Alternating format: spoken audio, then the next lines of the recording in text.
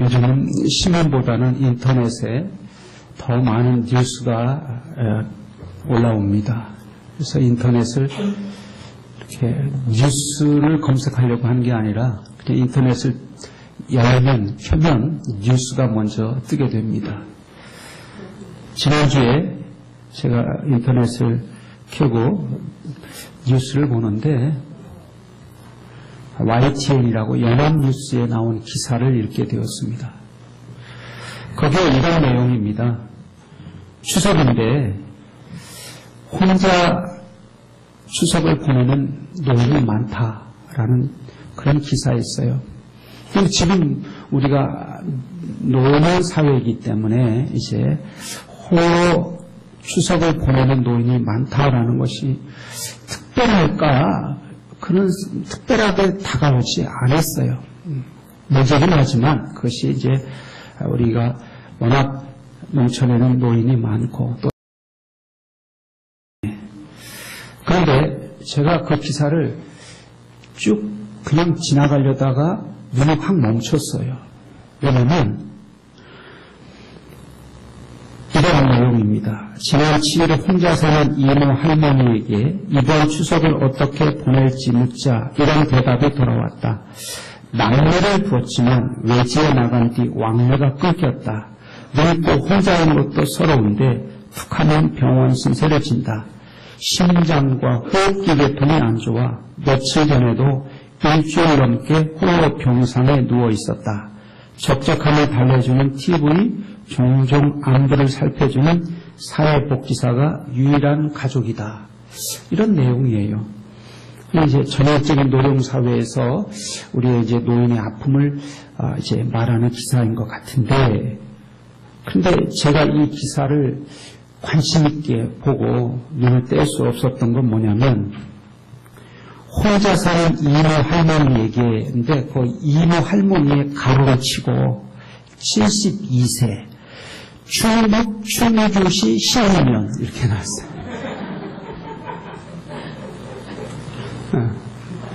네, 깜짝 놀랐어요. 충북 충주시 시의원 이렇게.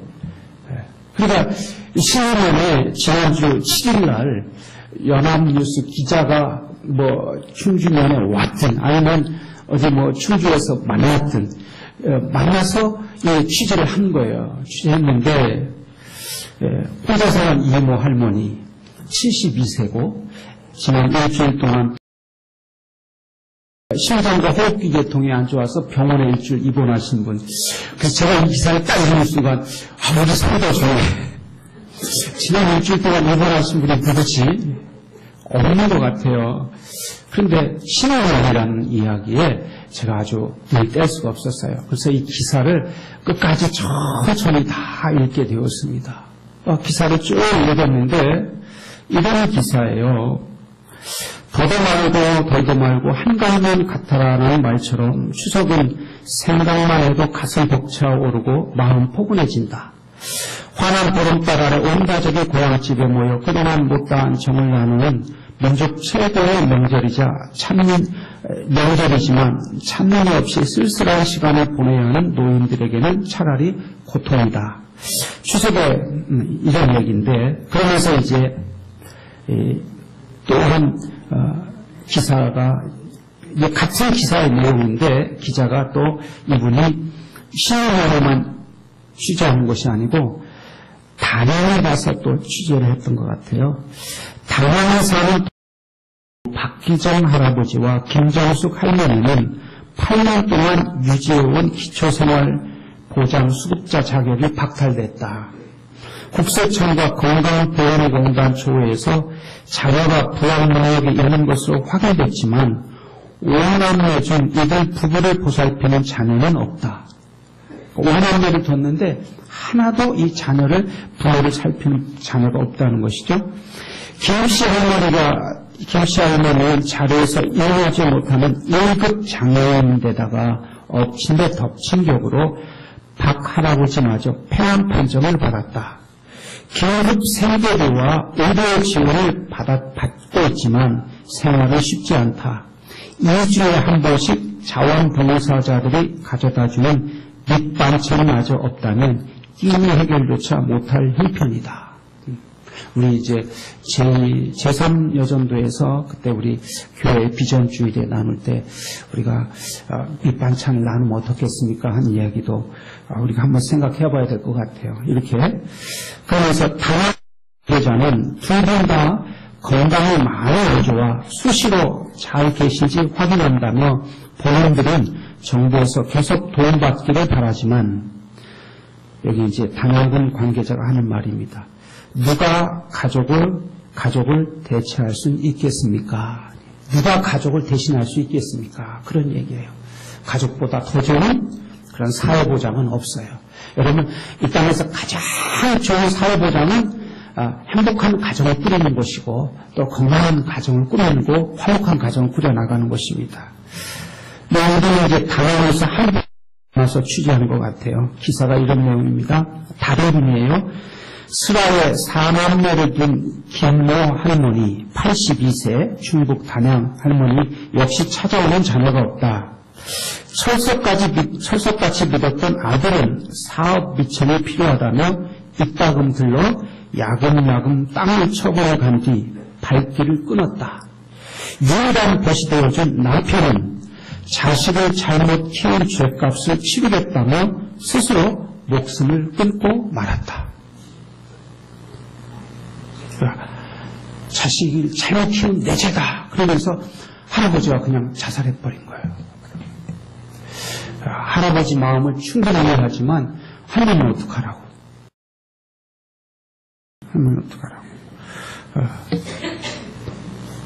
그러면서 이제 이 연합뉴스 기자가 거기에 자기 이제 생각을 다루는 거예요.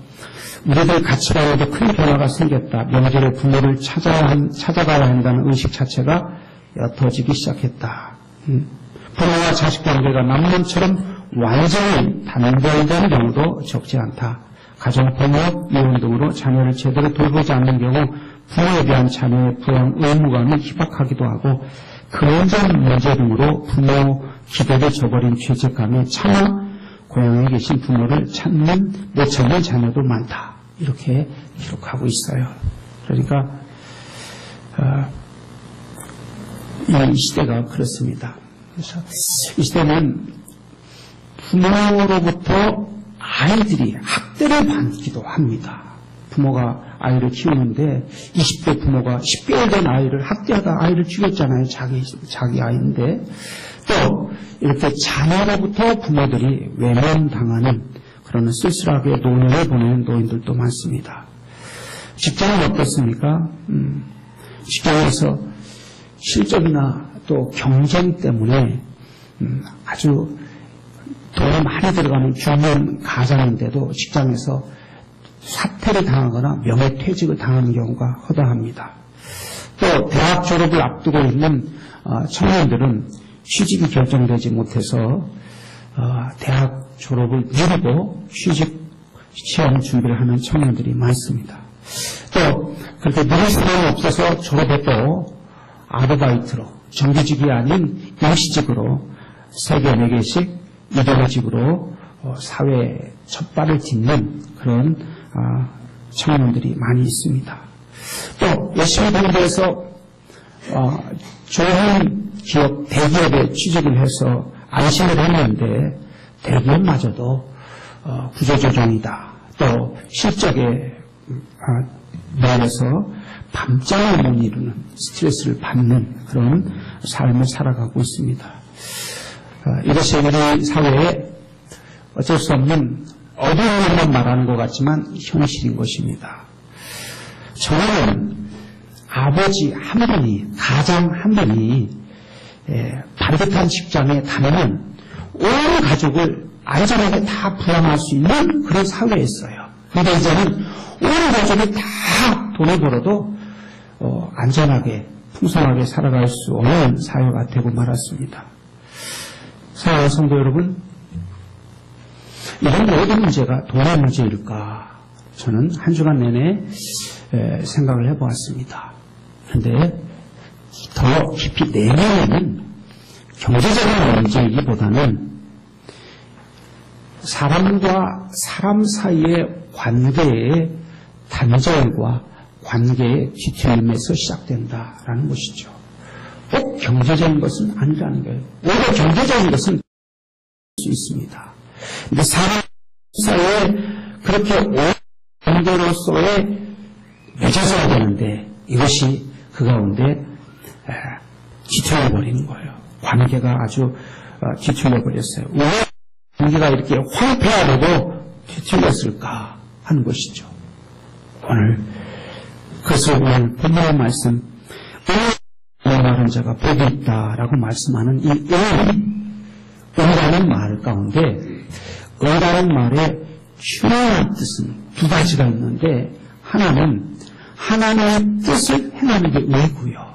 또 하나는 올바른 관계를 맺는 것이 의입니다. 그런데 구원하는 것, 아브라함이 하나님의 뜻을 행할 때 하나님께서 아브라함을 의롭게 여기셨다 말씀하고 있어요. 그러나 신약에 오면 예수님께서는 이웃과 올바른 관계를 맺고 사는 것, 그것을 의라고 말하기도 합니다. 그러니까 이 두 가지는 떼어야 뗄 수가 없는 거예요. 하나님의 뜻을 행하면서도 이웃과 잘못된 관계를 가린다. 이것은 하나님의 뜻을 행치 않은 것이 되는 것입니다. 하나님의 뜻과는 거는 이웃과 잘못된 관계를 맺으라고 말씀하실 하나님이 아니세요. 하나님의 뜻은 분명히 이웃과 온전한 관계, 올바른 관계를 맺도록 말씀하고 있습니다.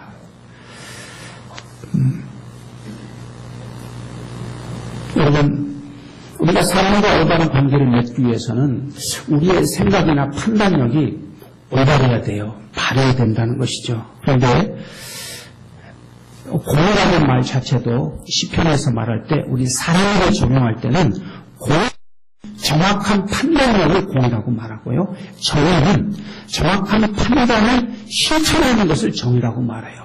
그러니까 공이라고 하는 것을 너무 막연하고 크고 추상적으로 생각할 것이 아니라 내가 무슨 사건을 듣고 판단할 때 그 사건의 내용의 정의를 정확하게 선입견이나 편견 없이 객관적으로 정확하게 파악할 수 있는 능력, 또 파악하는 것, 판단, 그것이 공이라고 하는 것이죠. 또 그렇게 정확하게 올바른 판단했다면 그걸 실천하는 것, 그것이 정의예요.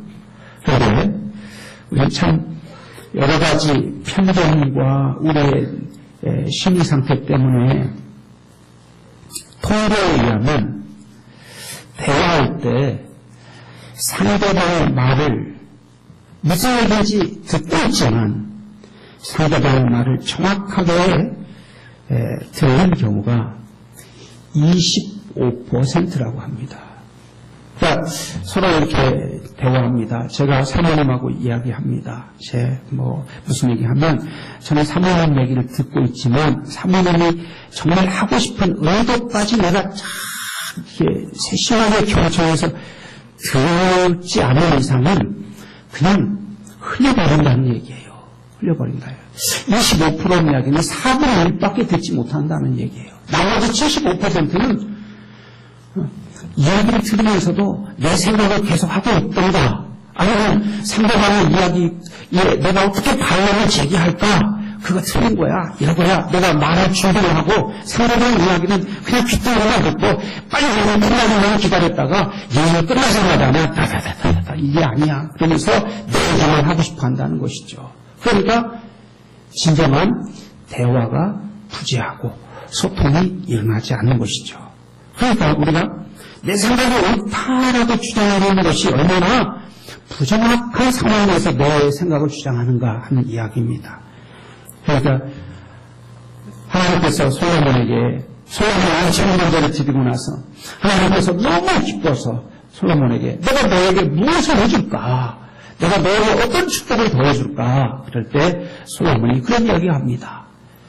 하나님 나에게 듣는 귀를 주옵소서. 들을 수 있는 귀를 주옵소서. 그런 이야기를 합니다.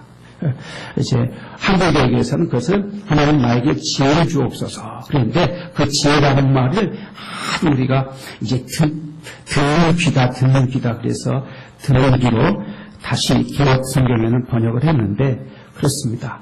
여러분 들을 수 있는 자가 되기를 주의 이름으로 소망합니다. 예. 부부간에도 또 성도간에도 대화할 때 서로 잘 들으세요. 잘 들으시면 우리가 그래야 소통이 이루어집니다.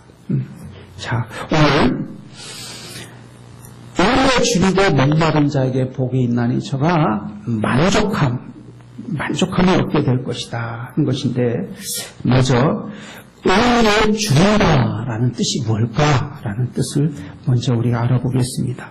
오늘의 주리도라는 얘기는 먹을 것을 배고파서 먹을 것을 찾아서 어느 정도 배고프냐면 목숨을 걸 정도로 먹을 것을 찾는다, 그런 뜻이에요.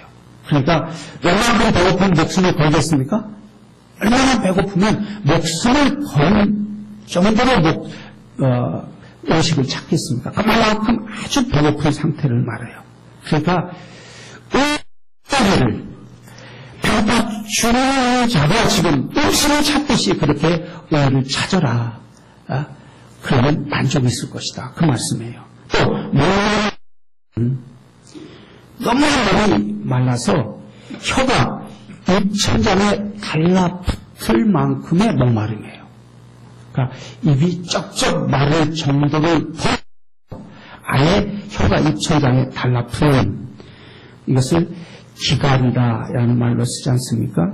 그러니까 죽어도 말라는 배고파 죽어가는 자가 빵 한 조각을 찾듯이, 목이 말라 죽어가는 자가 한 방울의 물을 애가라듯이 의를 구한다, 그런 뜻이에요. 그러니까 보통 때가 되면, 환경이 되면 내가 의를 해야지, 그런 말이 아니라는 것이죠. 그들이 배부를 것이요라는 배부르다라는 말은 만족하다, 충만하게 되다라는 말입니다. 이 말도 그냥 문법적으로 따지면 수동태고 또 주어가 없어요.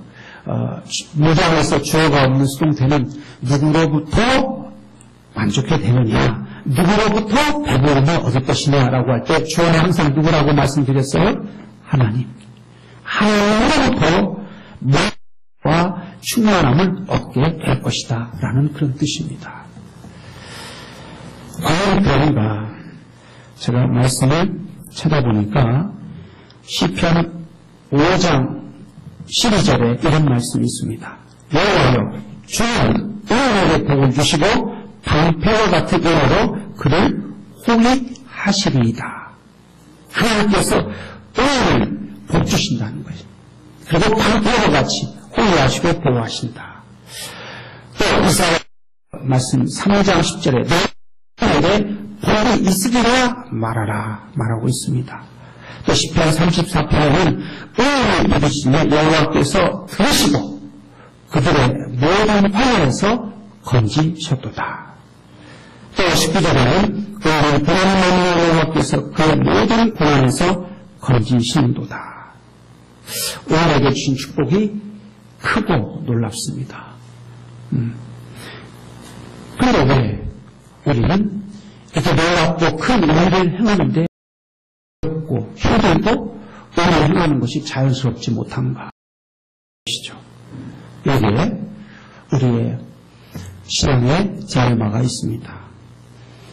우리가 하나님의 뜻에 대한 이해에 오해가 있다는 것이죠. 우리가 하나님의 뜻이라고 할 때 무엇인가 우리는 그 하나님의 뜻 앞에 아무런 생각이나 의지를 다 꺾어버리고 하나님의 뜻을 일방적으로 당한다고 생각합니다. 그런데 하나님의 뜻을 다른 말로 번역해야 돼요. 다른 말로 재해석해야 돼요. 하나님의 뜻이라면 무엇을 말하냐면 공동의 선을 말합니다. 하나님의 뜻, 그럴 때 공동의 선, 무슨 가족을 말하면 남편, 자기 생각하는 남자가 그래서 벌어서 자기 마음대로 쓰고 생활비를 제대로 주지 않는 그런 남편이 아니라 이 남편은 공동의 가족을 위해서 내가 어떻게든 가족을 위해서 내가 선을 행해야 되겠다. 그래서 자기 모든 노력과 헌신을 다해서 수익을 얻은 것을 가족을 위해서 쓰는 거예요. 남편, 아내를 위해서, 자녀를 위해서, 미래를 위해서 그렇게 쓰는 거예요. 또 하나님의 뜻은 그렇게 전체를 이롭게 하는 공동의 선이라고 하는 것. 그러니까 여러분이 하나님의 뜻 그럴 때 항상 하나님 뜻 앞에 나는 그냥 순종해야 돼, 복종해야 돼 이렇게 생각하지 마시고 하나님의 뜻은 모두에게 좋은 다시 말하면 그런 뜻이에요. 자, 한번 따라 하시겠어요? 하나님의 뜻은 우리 모두에게 좋은 것이다. 예, 그것을 하나님의 뜻이에요. 왜 하나님께서 세상을 이처럼 사랑하사 떡생하셨다 말씀하시고 너희 예수님께서는 너희와 같이 사랑하란 말씀이에요. 모든 우리에게 좋은 것이 하나님의 뜻인 거예요. 하나님의 뜻인 거예요. 하나님의 거죠. 하나님의 뜻이라면 하나님 뜻 앞에 내 의지와 내 생각과 내 이익을 다 버려야 되는 것으로 오해한다는 것입니다. 여러분, 우리가 지금 뿌리 깊이 박혀있는 것이 뭐냐면 개인주의와 이기주의예요. 그런데 개인주의가 나쁘거나 이기주의가 나쁜 것은 아니에요. 우리는 이제 개인주의, 개인의 자유를 보장받는 이 사회를 되돌렸어요. 내가 구속되고 자유를 빼앗긴 그런 사회로 되돌아갔을 때 여러분이 적응하고 살 수 있을까요? 우리는 자유 없는 사회에서는 도저히 살 수가 없어요, 이제는. 그리고 또 이기주의, 자기의 이익을 보호하고자 하는 이 본능을 우리가 나쁘다 할 수 없어요. 그러나 우리가 중요하게 생각해야 되는 것은 이 이기주의가 자기가 소유한 피해의식으로 나타나는 게 더 큰 문제예요. 그래서 내가 자유로울 것이다라고 생각하지만 사실은 내 이익을 체기에 근접하고 자기 이기주의에 빠지면 우리는 또다시 계속해서 두려움과 피해의식 가운데 자꾸만 더 많이 확보해야 내 자유가 확보된다라는 생각 가운데 계속 그네 안에서 헤어나지 못하는 거예요. 자유가 없는 거예요. 진정으로 자유로운 세상임에도 불구하고 그런 이기성에 우리가 확 붙어져서 자유를 누리지 못하는 것이죠.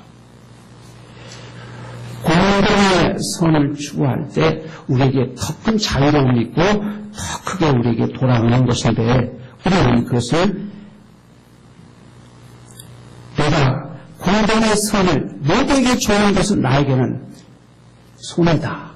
내가 모두에게 좋은 일을 행할 때 내 이익이 중요하다. 이렇게 생각하는 거예요. 과연 그럴까요? 우리 교회에서, 예를 들면 우리 교회에서 7월부터 이제 무슨 사역을 시작했냐면 남성교회에서 우리 이제 자동차를 이용하시는 성도님은 잘 아실 거예요. 저 교회 입구에서 들어올 때와 나갈 때 차량 안내를 합니다. 또 우리가 들어올 때는 그래도 조금 안전하지만 예배 끝나고 나갈 때는 참 위험합니다. 여러분, 저기 나가면 저기 쪽에서 오는 차가 옆에 쪽에서 오는 차가 막 내달려요. 그리고 이 도로구조가 저 위에서 내포 쪽은 조금 낮고 우리 영쪽으로 올라오면서 약간 올라와 있어요. 그래서 우리가 여기서 딱 나갈 때 교회는 지대가 조금 낮아요. 우리가 높은 게 아니고 낮아서 도로 위로 올라가야 돼요. 그러면 저쪽에서 오는 차는 거의 뭐 40, 50km로 와도 우리 교회에서 딱 나가야 되면 부딪히게 돼 있어요.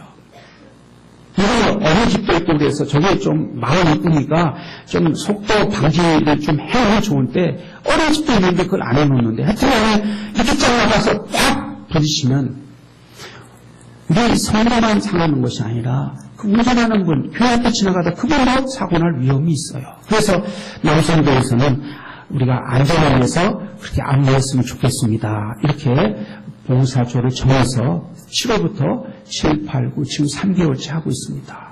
이거 끝나고 나갈 때 여러분 안전합니까? 여기 딱 들고 쓰시라고 우리 성도 나올 때 멈추라고 지금 차가 오니까 이거 멈추라고 그리고 차가 지나간 다음에 나가라고 그럼 우리는 안전해요. 이게 우리 모두가 위한 일인 거예요. 우리를 위한 것, 나를 위한 일이 아니라. 그런데 이 일 가운데 뭐가 그 일을 해야 돼?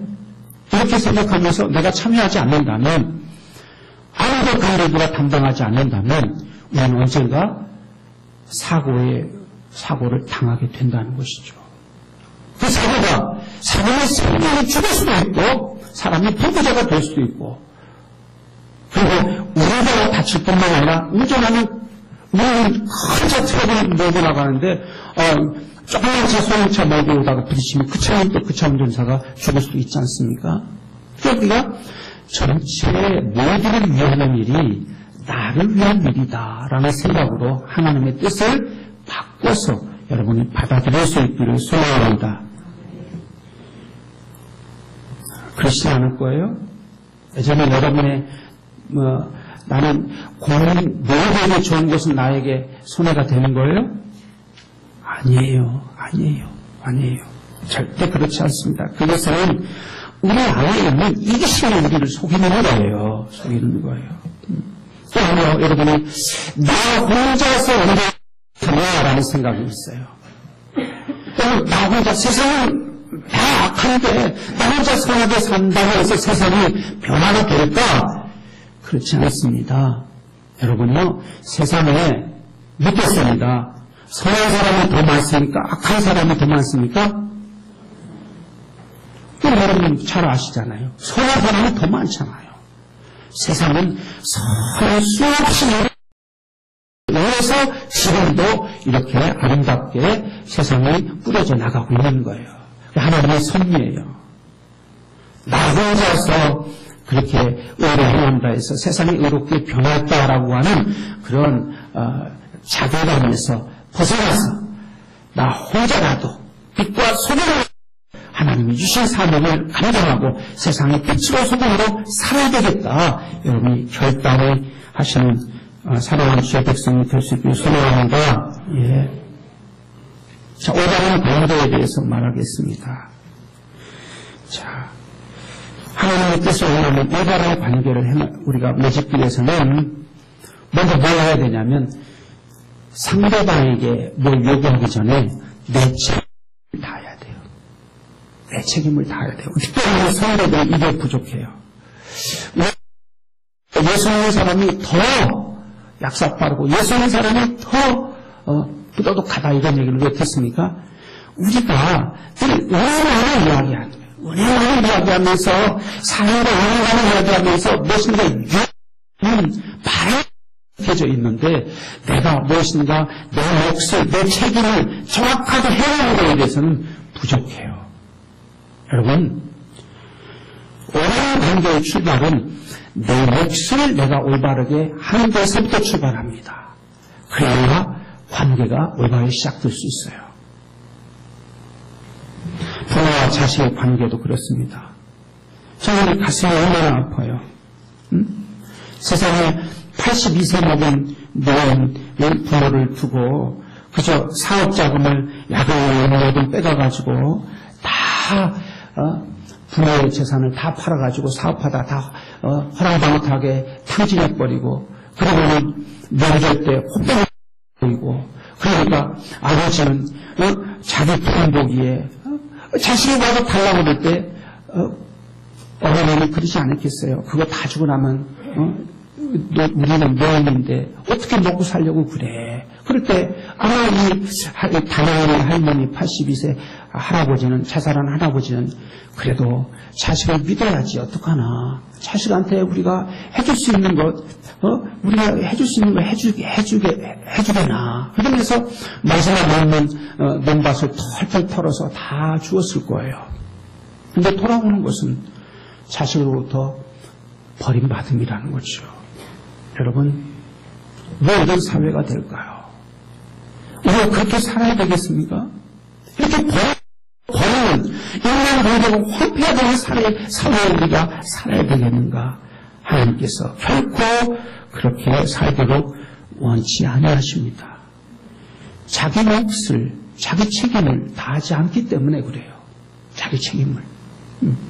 자기가 사업하면 자기 노력을 얻어서 자기가 힘을 내든가 부모의 재산을 가지고 갔으면 끝까지 부모에 대해서 어떻게든지 책임을 지려고 하는 노력을 하든가.